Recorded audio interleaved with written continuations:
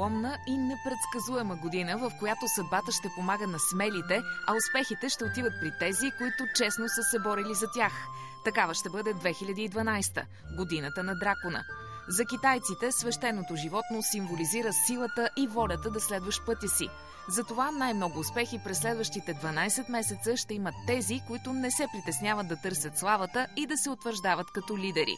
Дракона е мъжката енергия и закрила и защита и янската енергия. Тя дава власт и успехи. Затова специално през тази година много хора, особено в Китай, планират тяхните деца да бъдат родени в годината на дракона, защото тя предвещава тези деца да бъдат лидери и на високи постове. Дракона преобръща съдби, защото променя погледа ни към света и предвещава значителни политически и обществени сътресения.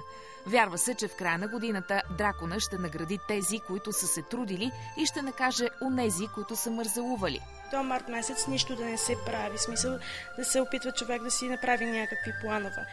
С настъпването обаче на пролетта е хубаво човек да активира тези неща и да започне да се развива и да сключва договори, да има успехи. Фигурка на дракон ще ви донесе късмет и пари през новата година.